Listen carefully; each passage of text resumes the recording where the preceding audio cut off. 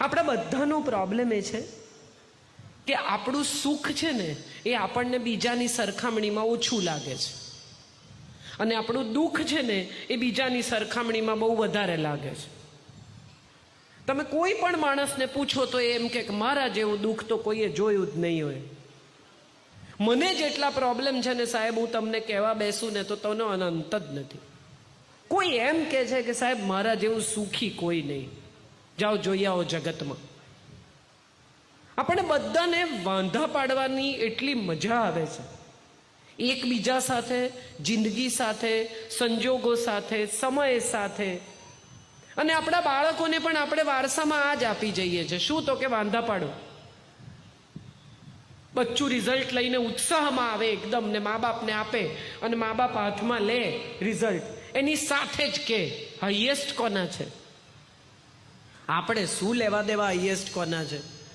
તમારું બાળક પાસ થયું છે, સારા માર્કે પાસ થયું છે, કદાચ સારા માર્કે નથી થયું, તમે ધારેલા માર્કે નથી થયું, તોય પાસ થયું છે. આનંદ એ વાતનો છે કે એના 35 આવ્યા છે, 65 ક્યાં કપાયા, એમાં ક્યાં રડો છો? આપણા બધાનો પ્રોબ્લેમ એ છે કે એને ક્યાં ગુમાવ્યા એની કચકચ કરો.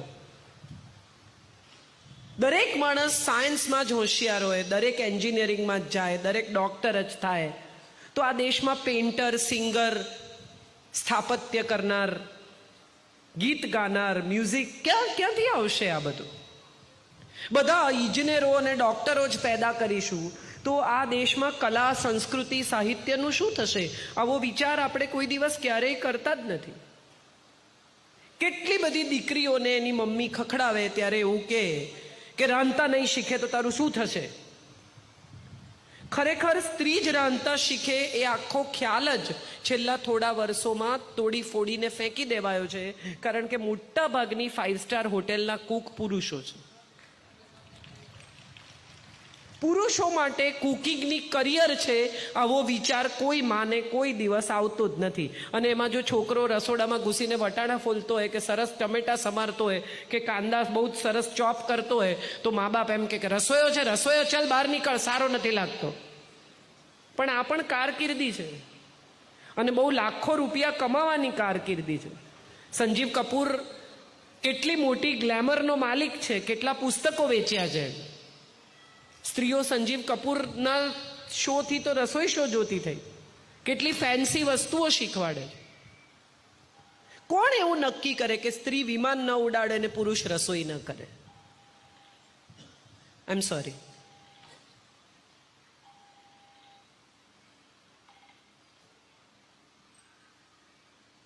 હું સામાન્ય રીતે કરતી હોઉં છું, પણ આજે રહી કરું. કોણ એવું નક્કી કરે કે સ્ત્રી વિમાન ન ઉડાડે અને પુરુષ રસોઈ ન કરે? આ નિર્ણયો આપણે કરેલા નિર્ણયો છે. સમાજે આ વિચાર સાથે પોતાનો અભિપ્રાય આપ્યો કે આનું કામ, આનું કામ, આ કરે, આ કરે.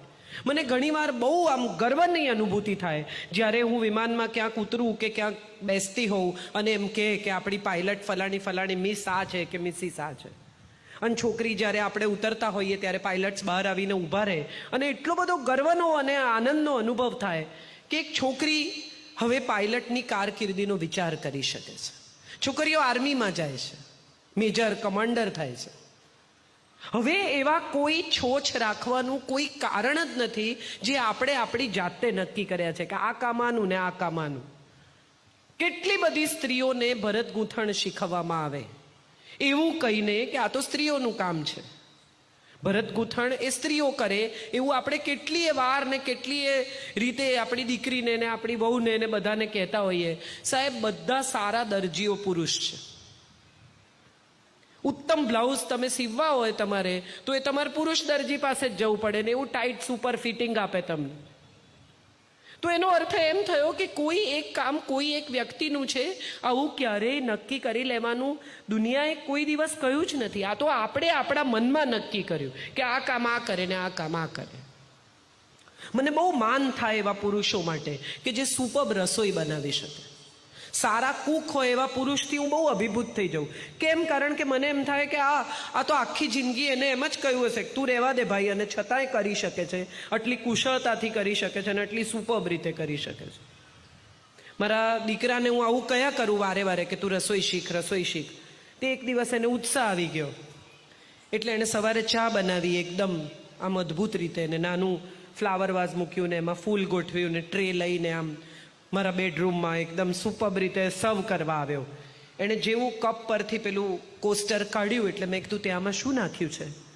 એટલે એણે કીધું કેમ આદુ નાખ્યું છે? મેં કીધું દીકરા સુગંધ આંબા હળદરની આવે છે. બંને સરખા જ દેખાય. નક્કી તમારે સુગંધ પરથી કરવાનું છે કે આદુ છે કે આંબા હળદર છે. જિંદગીમાં પણ આવું છે. સરખા દેખાતા લોકો સરખા હોય એવું જરૂરી નથી. એની છાલ ઉતરે ત્યારે ખબર પડે કે એમાંથી શેની સુગંધ આવે છે. અને આ છાલ ઉતરે ને ત્યાં સુધી પ્રતીક્ષા કરવી, ઉતાવળ ન કરવી કોઈના વિશે નિર્ણય કરવાની. હજી પુત્ર બધું પરણીને ઘરમાં દાખલ થાય ને એટલે માં જજમેન્ટ લઈ લે. આપણને આવી કહેવત શીખવવામાં આવી છે કે પુત્રના લક્ષણ પારણામાંથી, વહુના લક્ષણ બારણામાંથી. કેવી રીતે? તમે પોતે પણ તમારા મનને એટલો સમય આપો કે તમે પૂછો તમારી જાતને, તો તમને ખબર પડે કે બારણામાંથી કોઈના લક્ષણ ખબર પડે. અને એની સામે તરત જ ગુજરાતીમાં બીજી કહેવત શું છે? તો કે નાણાં જોઈએ કસીને, માણસ જોઈએ વસીને. આ બંને સામે કહેવત છે, સાચી કઈ ને ખોટી કઈ. એક કહેવત એમ કે બોલે એના બોર બેચાય, બીજી એમ કે ન બોલે આમાં 9 ગુણ. આમાંથી સાચી કઈ ને ખોટી કઈ, કરવાનું શું? કહેવતો તો બનતી રહે, સમાજ પોતાની રીતે પોતાની વાત કરતો રહે. દરેક માણસે જાતે નિર્ણય કરવાનો છે કે એણે એના સંબંધોમાં, એની દીકરીના ઉછેરમાં, એના સંતાનના ઉછેરમાં, એની પુત્રવધુ સાથેના સંબંધોમાં શું કરવાનું છે. હમણાં બધા બહુ કમ્પ્લેન કરે છે કે છોકરાઓ સ્માર્ટ છે. હમણાં અહીંથી આ ભાઈએ પણ કહ્યું કે છોકરાઓને મોટિવેશનની જરૂર નથી, બહુ સ્માર્ટ છે. તે કેમ ન હોય? તમે એક સાદો ફોન આવો ખરીદીને આવો ઘેર, અને 6 મહિનામાં એનું નવું વર્ઝન બજારમાં આવે છે, વધુ અપગ્રેડેડ ચીજો સાથે, વધુ ફીચર્સ ઉમેરીને, વધુ બીજું બધું એમાં નાખીને તમને આઈફોન એક્સ, પછી એક્સ પ્લસ, S8, પછી S8 પ્લસ, તરત જ એ લોકો નવું વર્ઝન આપે છે. આટલા વર્ષોથી ઉપરવાળો માણસ બનાવે છે તો નવા વર્ઝન જ ના આપે તમને? આજથી 10 વર્ષ પહેલા જેવા છોકરા હતા એવા જ આજે બી આપે? આ બધા અપગ્રેડેડ વર્ઝન છે, નવા ફીચર જોડે. જબરજસ્ત છે આ બધા. તમે એને એક્સપ્લોર તો કરો, તમને જ ખબર પડશે કે આમાં કયા બટન દબાવવાથી શું થાય છે. આ બહુ ચેમ્પિયન વર્ઝન્સ છે બધા.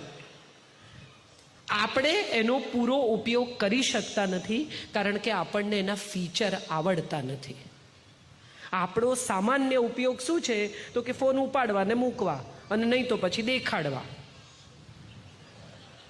તમે કયો ફોન વાપરો છો એના પરથી તમારું સ્ટેટસ નક્કી થાય. હું ક્યાંય સુધી પેલો નાનો નોકિયાનો ફોન વાપરતી હતી, તો મને એક દિવસ એક ભાઈએ કહ્યું કે બેન આ સારો ન લાગે, તમારે સારો ફોન લેવો જોઈએ. મેં કીધું આ બહુ સારો છે, મારે જે ઉપયોગ છે એ પ્રમાણે આ મસ્ત ફોન છે. તો એ ભાઈને લાગી આવ્યું, એમણે મને ફોન ગિફ્ટ કરવાનો પ્રયત્ન કર્યો. એમને એમ થયું કે આ બેનને પોસાતું નહીં હોય, કાં તો કંજૂસ હશે, જે એમના મનમાં હોય. અગત્યનું એ છે કે આપણા સંતાનો એ દેખાડવાની ચીજ નથી. આપણે આપણા બાળકનું પ્રદર્શન કરીએ છીએ. નાનકડું 1.5-2 વર્ષનું બચ્ચું હોય ને, અને ઘરમાં કોઈ આવે એટલે કે જો અંકલ આવ્યા, પોએટ્રી બોલી બતાવો. આ રમકડું નથી કે તમે બટન દબાવો એટલે નાચે. ટેલેન્ટ શો કરે પોતાના છોકરાનો. આંખ બતાવો, નાક બતાવો. બોલી ન શકતું હોય ત્યારે એ બધું બતાવવાનું, પછી પોએટ્રી કહેવાની. પોએટ્રી પતી જાય તો ડાન્સ બતાવવાનો, ડાન્સ પતી જાય તો પછી કે ગોવિંદા કેવી રીતે નાચે છે એ બતાવો. આ વાંદરું છે તમે ડૂગડૂગી વગાડો એટલે નાચે?